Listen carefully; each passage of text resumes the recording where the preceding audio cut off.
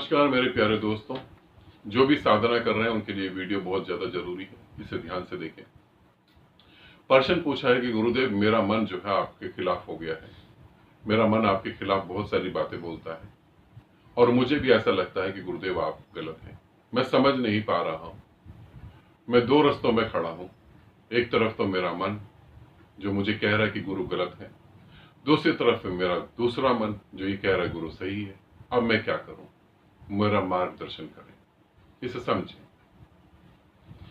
हर साधक के जीवन में ऐसा क्षण आता है जब आपका मन आपके गुरु के खिलाफ आपको भटकाता है। ऐसा कोई साधक नहीं है जिसके जीवन में ये क्षण नहीं आता कि मैं गुरु के खिलाफ हूं, अब मैं इधर जाऊं या मैं गुरु के पक्ष में जाऊं। तो ये समझो, इसे समझने की कोशिश करो कि जब आप गुरु से नहीं जुड़े थे, इसे ध्यान से सुनना, जब आप गुरु से नहीं जुड़े थे तब भी तो आप ऐसा जीवन जीते थे, मैं ये करूं या ना करूं। तब भी तो यही था कि मैं करूं या ना करूं। तब इतना होश नहीं था, आप बेहोश थे। तब आपको पता नहीं था कि आपके भीतर क्या क्या वासनाएं हैं। तब आपको अपना रूप नहीं दिखाई दे रहा था।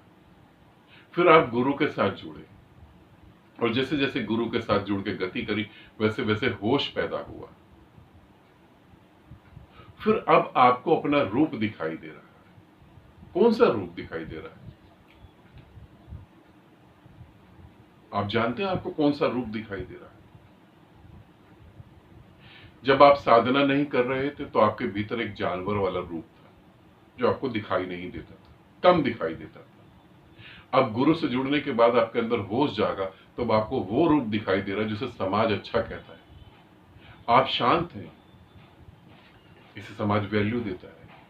आप दूसरों के बारे में बुरा नहीं समझ सकते, सोच सकते, इसे समाज वैल्यू देता है।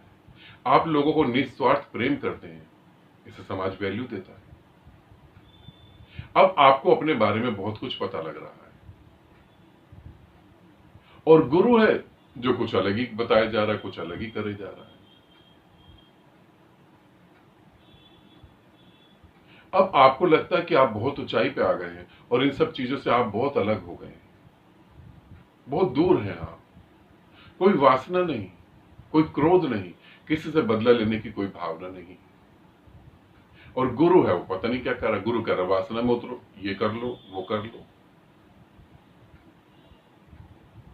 अब गुरु से बात बनती हुई नजर नहीं आ रही।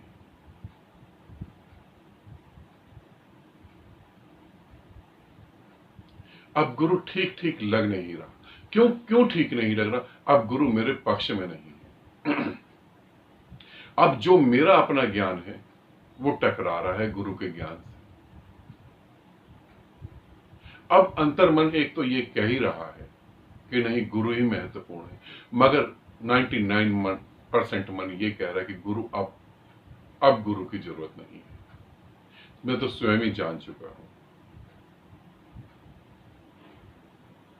अब क्या करें? यह साधक ने निर्णय के बारे में पूछा कि अब मुझे क्या करना चाहिए। मैं तुम्हें निर्णय करने का तरीका बताता हूं। एक मन कह रहा है कि गुरु को छोड़ दो, दूसरा मन कह रहा है कि गुरु को ना छोड़ो। मैं तुम्हें यह कहता हूं कि जिस मन के साथ तुमने गति करी है और आज जिस मन के साथ गति करते करते यहां तुम पहुंचे हो, उसी मन को फॉलो करो, फिर उसी को फॉलो करो, उसी को फॉलो करो।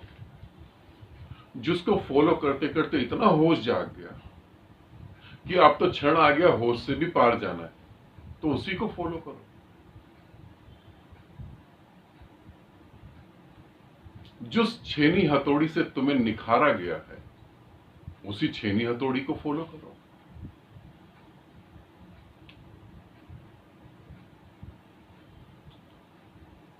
एक छोटा सा बच्चा जो अपने पांव पे चल नहीं सकता, उसका पिता उसे उंगली पकड़ के चलना सिखाता है।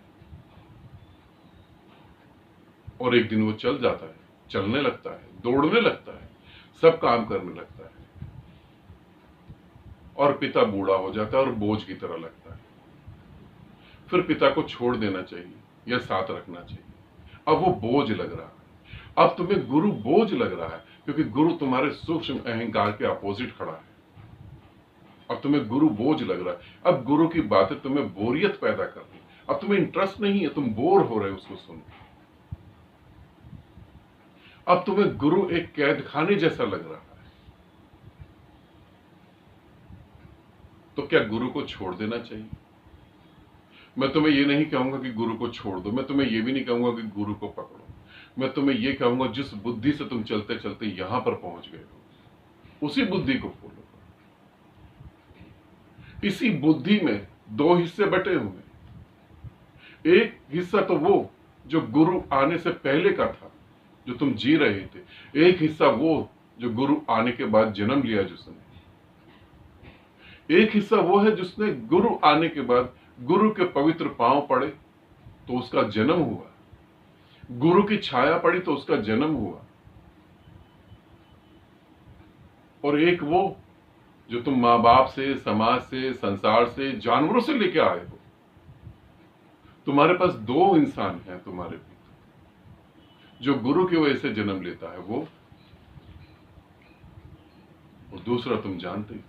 अब तुम्हें किसके साथ खड़ा होना है वो तुम्हारा निर्णय है। मैं नहीं कहूंगा कि तुम मेरे साथ खड़े हो जाओ, वो तुम्हारा निर्णय है। आज तुम कह सकते हो कि मैं निस्वार्थ प्रेम करता हूं। ये निस्वार्थ प्रेम तुम्हें किसने सिखाया?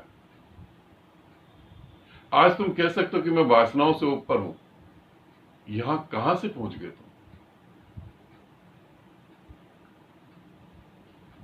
फिर मैं क्या करूं, कैसे निर्णय लूं? इसी तरीके से निर्णय ले सकते हैं।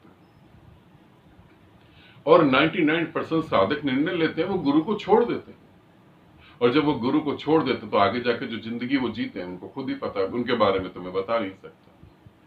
नहीं तो मेरे साधक छोड़ेंगे, गुरुदेव आप तो डरा रहे हैं हमको। नहीं, उनके बारे में मैं नहीं बता सकता, वो तो स्वयं ही जानते हैं। गुरु से दूरी होना ही कितना कष्टदायक होता है, ये जो दूर हो गया उसे पता होता है। तो गुरु के खिलाफ तो तुम्हारा मन भड़काएगा ही भड़काएगा, क्योंकि तुम दो हिस्सों में बटे हो। और अब तुम्हारे भीतर इतना प्रकाश पैदा हो गया कि तुम देख सकते हो। पहले देख नहीं पा रहे थे, अब देख सकते हो तुम्हें क्या करना है। और सभी साधकों के जीवन में यह आता ही है। अब तुम जानो तुम्हें क्या करना है, और जो तुम्हें डिसीजन लेना है वो डिसीजन लो। मेरी शुभकामनाएं तुम्हारे साथ है। तुम्हारा सदा मंगल हो, तुम्हारा सदा कल्याण हो, तुम सदा आनंदित रहो। तुम्हारा डिसीजन जो भी हो मुझे तो स्वीकार है, क्योंकि तुम कितना भी घूम लो, तुम्हें विलीन तो मेरे भीतर ही होना है ना। जितना मर्जी बाहर समय बिताओ, तुम्हारी मर्जी। तो इसीलिए तुम्हारे सभी निर्णय मुझे स्वीकार है। जैसे तुम्हें ठीक लगे तुम वैसे करो। हाँ, दो हिस्सों में बटे नहीं रहो। दो हिस्सों में बटने का मतलब है नरक जीना। ठीक है? आनंदित रहो, सदा खुश रहो। बहुत बहुत प्रेम आप सभी।